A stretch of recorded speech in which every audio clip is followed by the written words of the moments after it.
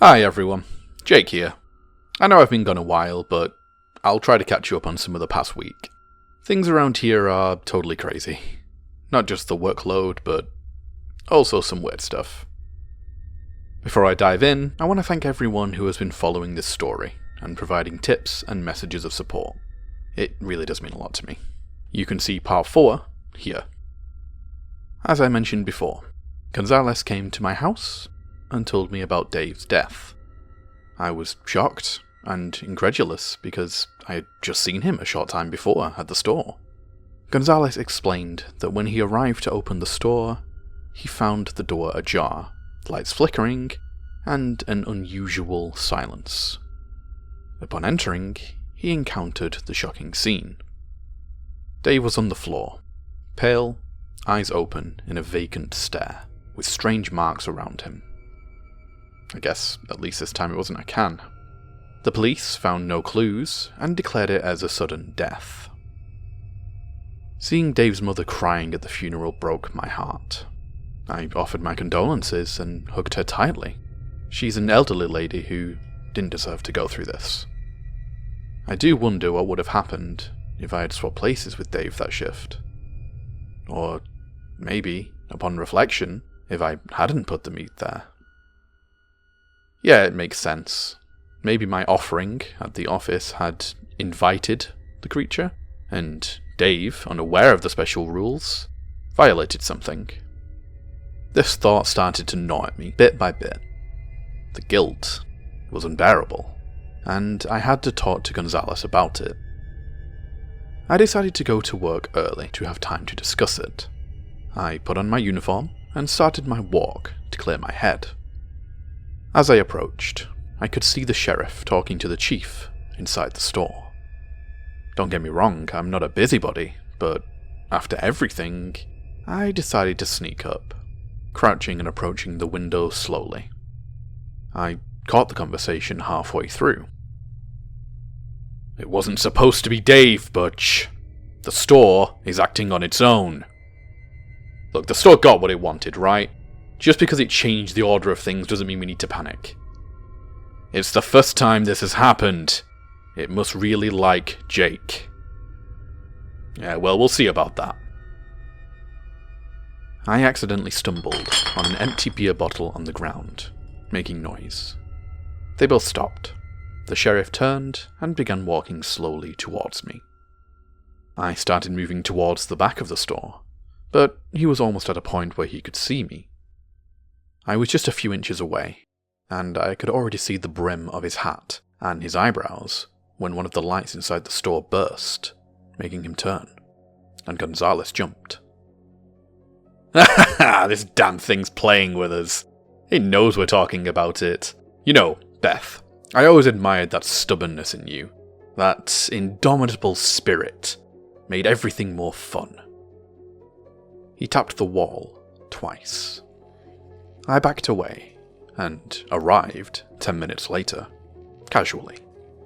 I greeted both of them, and said I needed to talk to Gonzalez, alone. "You can speak up, young man. I have nothing to hide from old Butch." "Well, it's about Dave.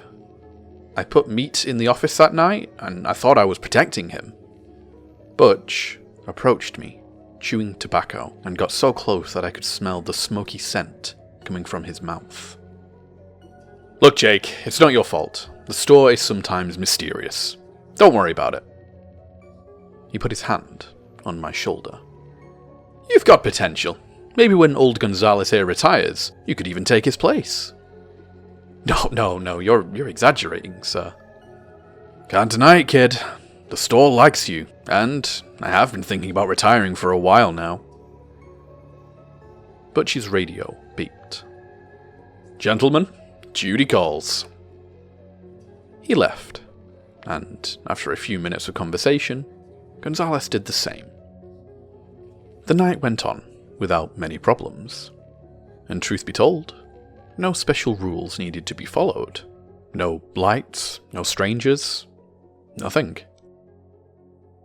It was around midnight when I heard a low and sinister laugh echoing through the store.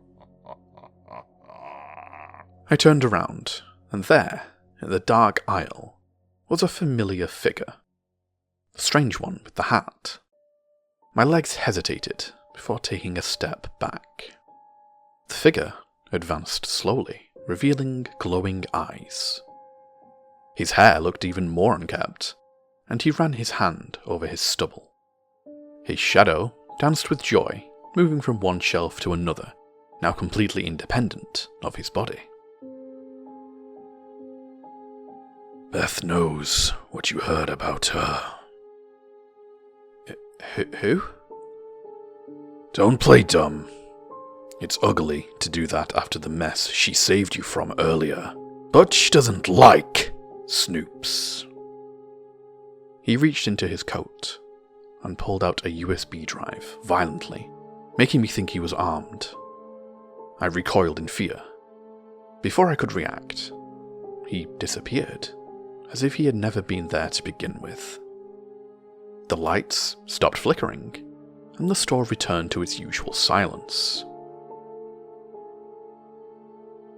Nothing else happened that night. I was counting the minutes to go home and see what was on the device. I almost flew out of the door when Gonzalez arrived, as he was covering the morning shift while the issue with Dave was still being resolved. Back home, I inserted the device and found some strange minimal things. I couldn't copy or extract them.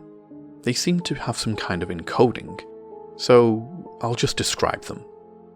Some old photos of someone I now assume is Butch, him with slaves, next to hanged people in the Civil War, with hooded figures wearing pointed hats.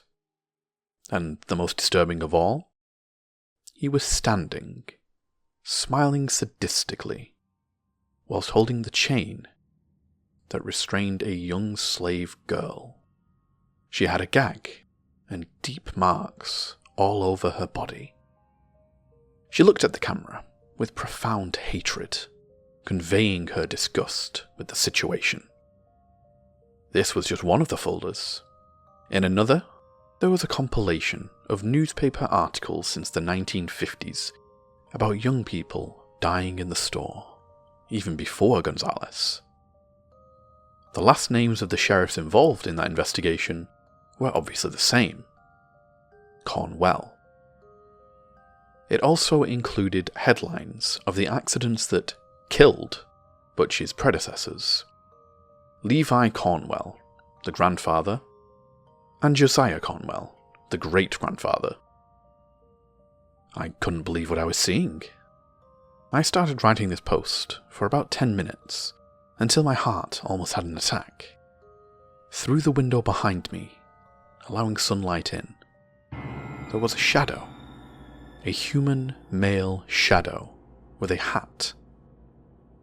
I didn't know how long that person had been there, and by the hat I could guess who it was. The shadow started moving. I saw it slowly going to the door, his silhouette passing.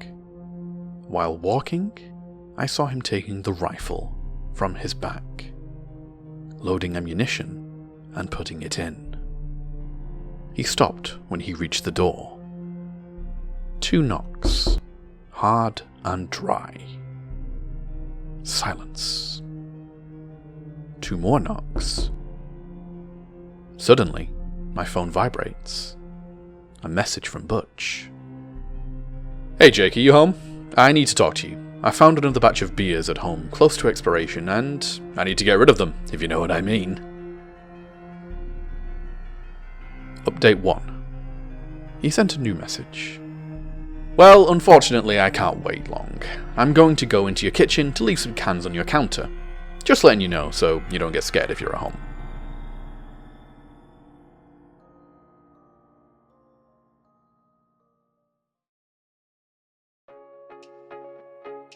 Nah, our boy is D.E.D. dead. Kinda interesting that we now have the name for the entity haunting the gas station, though. Is Beth going to be his new friend, saving him from a quick gunshot death? Or are they simply playing some kind of sick game with Jake? I don't know, but I'm excited to find out. Till next time all, and be sure to keep it spooky until then.